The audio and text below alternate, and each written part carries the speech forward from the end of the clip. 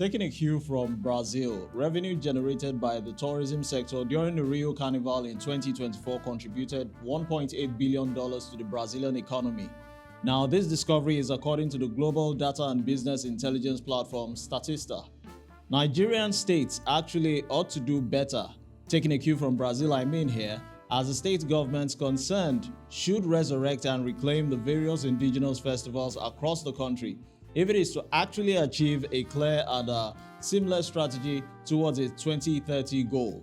On Viewpoint, where we discover perspectives and embrace dialogue, we take the bird's eye view on the role of the federal and state governments in the tourism sector with an esteemed guest, branch manager of a reputable travel agency, Temitope Erinfolami. Why more should be done by the Nigerian government, particularly the state government, to promote tourism and create a robust economy through sartorial, opulence, dance, and fanfare. Join us in the next phase of the show, but before you do that, you do well to subscribe to our YouTube channel and follow us across various social media platforms.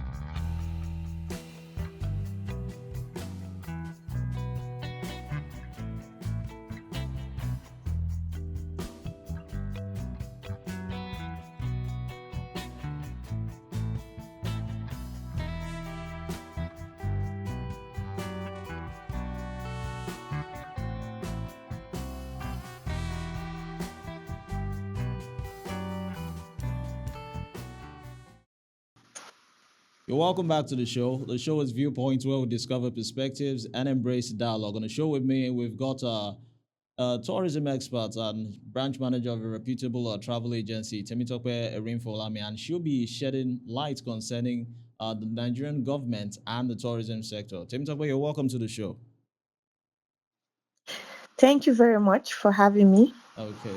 So, straight to the point, you're quite conversant with the tourism sector as it is talking coming from this queue of this Ogun State Festival, replicating it to other festivals, how the government can actually key in and use this to actually boost the economy where we find ourselves in this cost of living quagmire. Now, on a scale of 1 to 100, how will you rate or rank the Nigerian tourism sector? Let me see, what can I say? As an expert, I would really want to rate us on a very high scale. But considering so many factors which are affecting our tourism here in Nigeria, I wouldn't want to give it a figure, but I would say we are very, very low on the scale. We are very low because right now we are dealing with a lot of issues when it comes to tourism. And factors like accessibility. We don't have infrastructures, very poor infrastructures. Our tourist attractions are not well kept. They are not, in proper conditions. Most important, security. We are dealing with insecurity in Nigeria. So all these factors are much more are affecting tourism sector, and it's one of the reasons why I would say that if I'm to rate it, if at all I should give it a figure, it's going to be below, I would say 50, below 50, maybe 30 or 40 thereabout. Okay, so you rated the ranking below 50%, meaning that the government has a lot of homework to do to make sure the tourism sector rakes in funds, not to be solely dependent on the major oil exports or whatever, right? So moving on, Yeah, yes, without I did. proper planning, a potential tourism earner like the just concluded Ojude Oba, which was last month in June in Ogun State, the Ofala Festival in Anambra State, the Calabar Carnival in Cross River, and the Igwe Ewe Festival in the Bini clans, just to mention a few, will continue to actually rely on sponsorship and engagement by in the informal economy. Now, shouldn't state governments actually pitch these festivals more through storytelling, advertisements, and cultural conversations to receive not just only global attention, but not just local attention rather, but also majorly global attention via investments? This is a very, very sensitive topic because it's sensitive to me because I feel we have a lot of potential which we are yet to even scratch the surface. Imagine you living in a country where you're getting to know about such festivals only on social media. Mhm. And I feel we need to scratch the surface. We need to go in further because festivals like this. Look at the Ojude Oba Festival. We saw a culture. We saw a culture that was kind of like kept low key, and it was brought to light through the use of social media. So if the government decides to come in, absolutely yes, we would attract foreign investors who will be seen on a global stage. So I feel that yes, the government needs to pitch in more. They should, put in more investment into such festivals, into such cultural awareness. They should, invest more. They shouldn't just focus on just one aspect of, things that are bringing in revenue for them. If they start doing more of advertisement, more of storytelling, we will get to a point where people foreign, because I tell you, a lot of tourists, this is why they travel around the world. They just want to taste from different cultures. They want to see what is going on. And then if we're having festivals, for me, I saw the Ojude Oba Festival and I was like, wow. You could see different attires, colorful attires. You could see different cultures, starting from the first things they have to do before, the festival begins, and how the big festival goes on and all. It brought in prominent people from all around the world. People flew in from different parts of the world just for that festival. And I look at, because people complained about the road leading to the festival. People complained about security issues. So these are things that the government needs to start taking care of. Because if they don't take care of it, then how are we going to promote it? So I believe that yes, if the government is really, really keen on working on the tourism aspect of Nigeria, we are going to go beyond our expectation. If they can invest more in the advertisement, the PR of any festival, both in the north, in the west, in the east, in all parts of Nigeria, definitely, it will be one source of, generating revenue for the country. Thank you. Okay, you mentioned the aspect of roads here. Now, frankly speaking, when roads are constructed, it's common knowledge that that area is actually opened. Now, if the state government should actually construct and improve and maintain also rural and state roads linking communities to the federal highways and airports, this will actually open the communities to investments, as you said, to ease also traveling. Other basic infrastructural needs put in place will actually boost this tourism. Now, when they boost this tourism, don't you feel or think maybe those are the helm of the affairs, particularly those under, for instance, probably the governor who is in place, who is the figurehead, those who are under all this responsibility to make sure that funds which are actually coming in via investments or even neutral tourists who are actually coming in to enjoy the events, just as they came in for some of the events which I have just mentioned, will actually exploit the issue. And when they exploit these festivals cash-wise, what instruments are in place to make sure that they put them in check? Okay, so the instruments in place, well, first of all, it has to be security. We have to deal with the issue of security. The locals of Nigeria, going out and coming in is just by the grace of God. So if we cannot assure ourselves of the security of where we are living, how much more people, we are trying to lure into our country with the aid of with tourism. So first of all, they have to work on security and then accessibility, which is basic infrastructure. People need to be begging the government for roads. These are things that, last week or rather early this week, I'm not really talking about that, but there was a news about a state governor. I wouldn't want to mention the government's name, saying that there is no government that can fix his state road within 8 years. How will a government say that in public television? How will you say that? So these are things that are affecting and hindering tourism from going beyond what it's supposed to be, right? Like now we are not. I can't even say, you can't even encourage, let's have foreign friends, you can't encourage them to come to the country based on the fact that security is bad, infrastructure is bad. I remember a few years back, I went to Water for an excursion, and going to such a place, I was wondering why such a place is not really promoted on the news and all. But right now, I was able to go there without any issue. But now, if someone is going to such a place, you'll be afraid of the insecurity. The road will not be good enough for me to go there and, come back safely. So these are the things that are affecting. And then again, tourism is one way that the economy can grow because we will be able to generate revenue, but the economy, and it will also promote job opportunities for people. You see, people start to have businesses because tourists buy one thing or the other to take home to show proof that I've been to this place. So it will promote local businesses as well. So these are the things that the government should look into. And we are pleading with the government, both the state government and the federal government, even the local government, they should work on this. This is one way. We should not just focus on the oil. There are so many sectors, and one very important and major sector to grow the economy is the tourist sector. Thank you very much. Okay, you mentioned something about the roads. Now, let's focus on these roads. Now, who is actually to function of maintain or even construct these roads? The government, most definitely.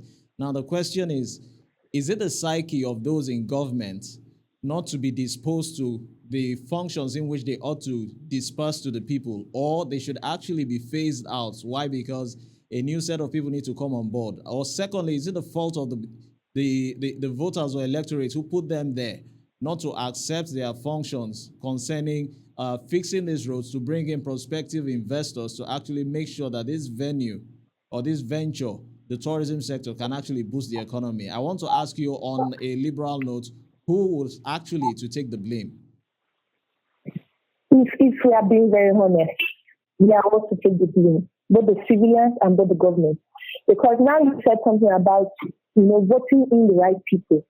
And again, sometimes you tend to vote people you feel are the right people, and they go in there and they forget the duty or the reason why they were voted in. And then again, we have Nigeria, as you know, our votes really don't count. Our votes really don't count. Sorry, I'm very sorry to say. So sometimes the people are in the forefront are not the people who we actually voted for. Maybe they would come out to say, yes, they voted in.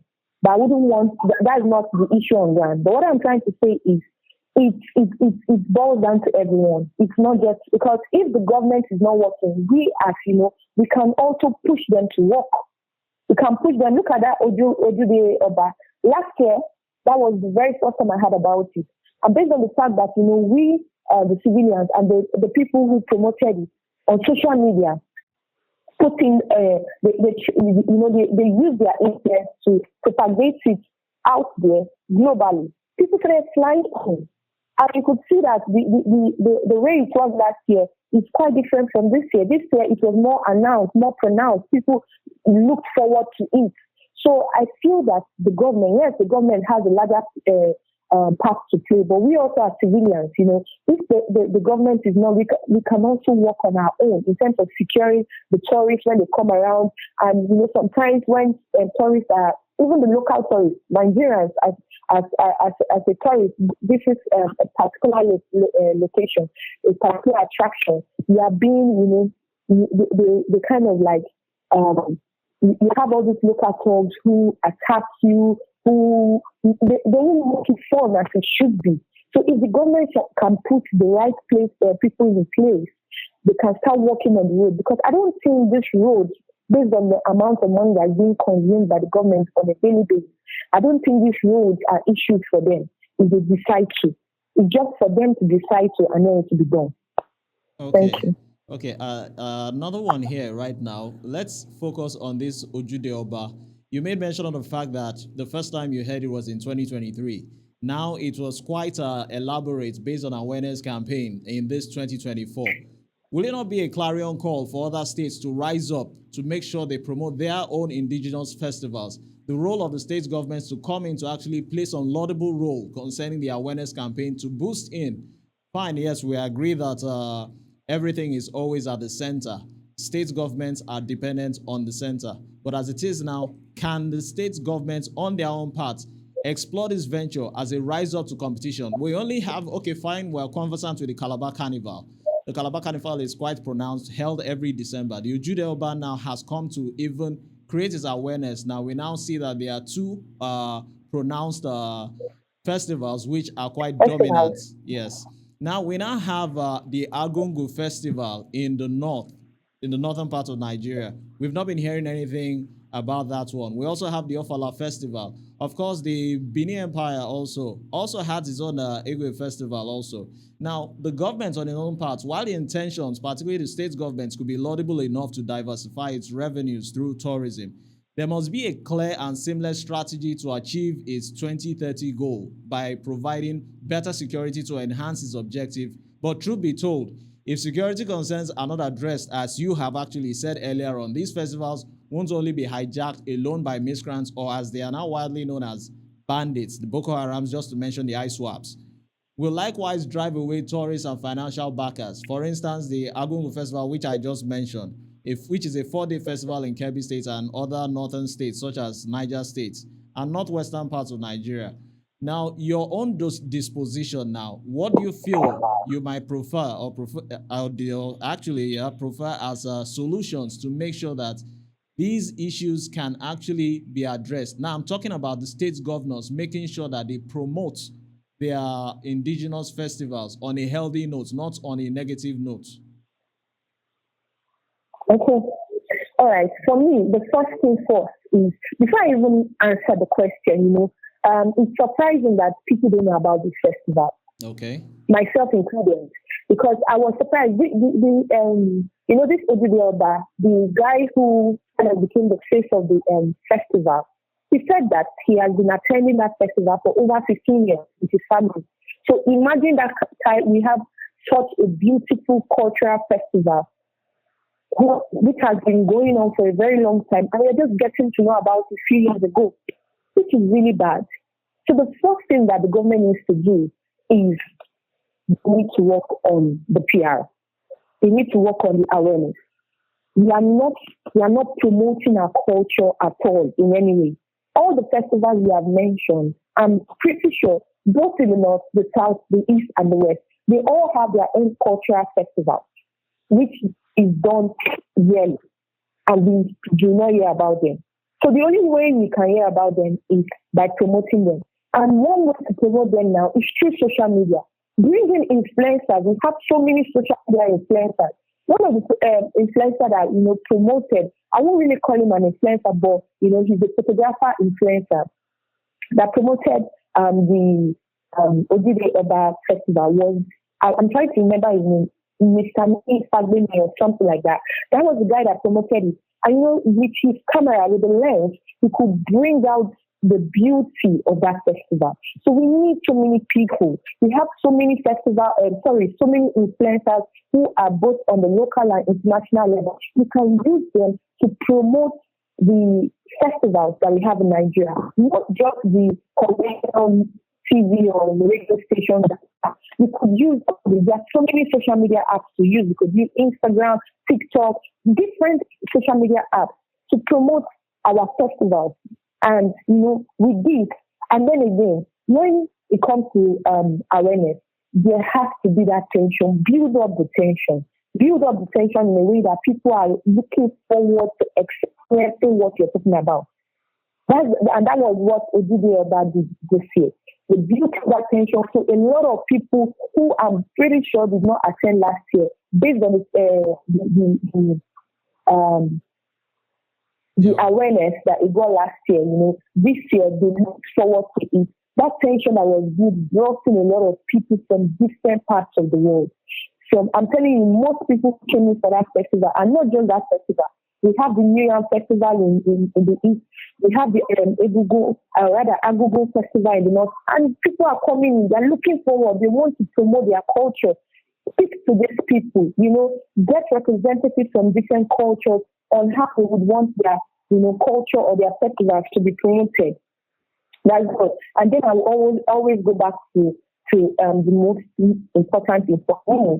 This is one of the most important things. Make this festival accessible. The bad roads, it's inaccessible. if we don't have good infrastructural facilities, it's inaccessible rather. If we need hotels around them, promote local businesses that can help them to, want to promote the festivals in their own way. You understand? So these are the things that I feel that can help or rather that can attract people, attract investors, attract tourists to our cultural festivals that we have in Nigeria. Okay. That was quite extensive and elaborate, but in sum total, if I may get you straight, you may actually be talking about two major things, which is accessibility and awareness from the federal or the state government to actually generate income for the economy concerning the country. Thank you. Yes, and do not forget security, which is very, very important. Yes, which is germane, because if it is not actually taken care of by the security operatives, therefore it might be hijacked and also undermined at the end of the day, right? Yes. Okay. Yes. Okay. Thank you very much, Temitope, for taking our time to be with us on the show today. It's been a lovely session with you. We do well to have you from time to time concerning aeronautic affairs from time to time if you really comply. All right. Thank you very much for having me, and I look forward to coming next time. All right. Thank you very much. All right. Everyone. Bye. Yes. Thank you. Well, we heard it all extensively from branch manager of Fly Connect, Temitope Erinfolami, who was actually taking time to expatiate concerning the needs, the involvement, the awareness, and also the accessibility, and also security concerning these festivals to actually rake in income, just as countries like Brazil actually do with their festivals. No doubt festivals such as the Ojude Oba in Ogun State, the Argungu Fishing Festival in Kebbi, the Ofala Festival in Anambra, the Calabar Carnival in Cross River, just to mention a few, like I said earlier in the introductory phase of the show, showcase a colorful and assemblage of culture, particularly in sartorial opulence, music, dance, food, and fanfare. Organizers should aim to make it not just indigenous, but frankly speaking, global. Now, beyond being rhetoric, the federal government, particularly the state government, should reinvigorate its cultural festivals to promote a sense of belonging, preserve its heritage, and harness its economic potentials. The show has been Viewpoint, where we discover perspectives and embrace dialogue. You do well to subscribe to our YouTube channel and follow us across social media platforms. Thanks for watching.